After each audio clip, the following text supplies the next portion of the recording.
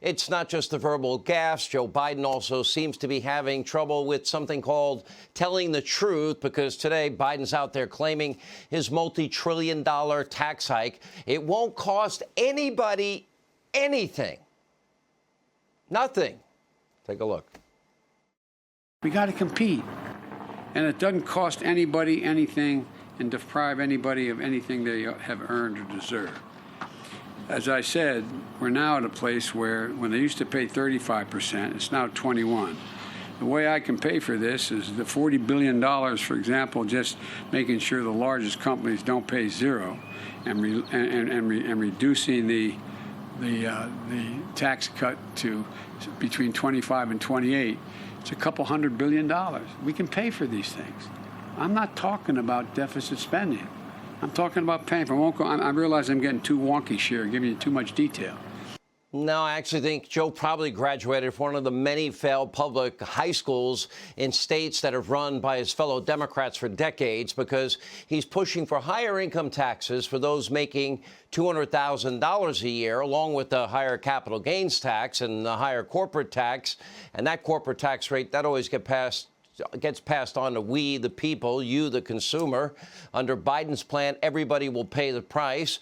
We'll all pay a ton more to fill up our tanks, heat and cool our homes. But don't worry, Democrats, they know how to spend your money best. Look at your screen. Here are a few examples of the requests from Democrats in the new spending bill that brings us somewhere near $6 trillion in spending, $1.75 million for the Japan Institute in Portland. Very needed, necessary. $2 million for a pickleball center in Orange, California. That's very important for the pickleball players. $1 million plus for a statue in Sheila Jackson Lee's district in Texas. I thought we were done with statues. We're tearing them down. Now we're building them up again. Several million for new Planned Parenthood locations in California. $2 million for a picnic area, a park area in California. What are those benches made from gold? And we can go on and on. But tonight, the biggest concern inside the Democratic Party is not that Joe Biden will lie about these radical spending proposals and tax hikes. It's that he'll actually tell the truth. And that's why, well, Press Secretary Circleback Jen Psaki just admitted that the administration constantly recommends that Biden not take questions from reporters. Here's her admonition. He takes questions nearly every day he's out from the press. That is not something we recommend. In fact, a lot of times we say, don't take questions, but he's going to do what he wants to do because he's the president of the United States. Why? Why don't they recommend it? Because, please, just get out of there quick before something bad happens, as usual. Joe, be a good president. If you're a good president and you shut up, we'll reward you with cookies and warm milky before your bedtime, somewhere around 7 p.m. Eastern, we hear. Now, if this admission is not clear confirmation, the administration is strategically hiding the president from the public and the media, well, what else is? Now, if America had a nonpartisan and a responsible and a fair and a balanced press, this would be a big story. If it was about Donald Trump, it'd be a huge story. But we don't have an honest press in America. Instead, we have an abusively biased, corrupt media mob. They protect all things Democratic, socialist, Green New Deal socialist. They attack every Republican, especially if you say a good word about Donald Trump. And, of course, this is a common theme on Joy Reid's sparsely watched show on MSNBC. For example, last night, one of her guests actually claiming that the GOP is a bigger threat than al-Qaeda, Osama bin Laden, and the Taliban combined. Wow, that's a record. Take a look.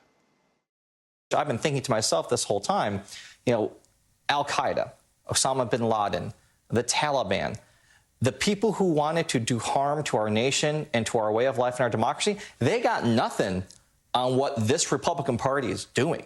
We are a two-party system in this country. That's how it was built, for better or worse. When one of those two parties becomes this radicalized and the core of the party's ideology is anti-democratic, that is a very dangerous development going on that's going to result in more violence, that's going to result in more attempts to overthrow our government, that's going to result in people losing lives.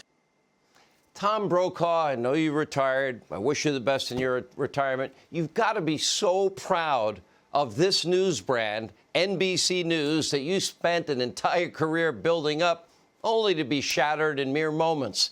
Now you see what's happening here. On the left, you're allowed to lie and make crazy, ridiculous, totally insane, untrue statements, and you can get a free pass. And you could even, let's say racist things or racial things, sexist things, xenophobic, homophobic, and you'll even get a pass if you're a Democrat. And you can get away with also calling African-American conservatives pretty much any name you want. We saw that recently with Senator Tim Scott.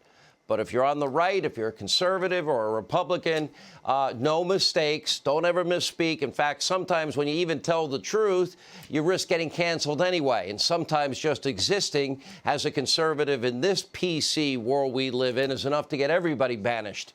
Now, this week, Congresswoman Stefanik's communications director suspended from Twitter for apparently following too many conservative accounts too quickly. How dare that person do this?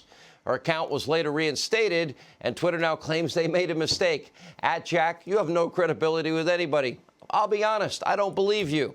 Twitter also suspending an account that appeared to be linked to President Trump's new communications platform from the desk of Donald J. Trump. As it turns out, the Twitter account was reportedly not created by anyone on the president's team. But just to be safe, Twitter is still blocking the account. Also, this week, Facebook extended their ban of the former president indefinitely.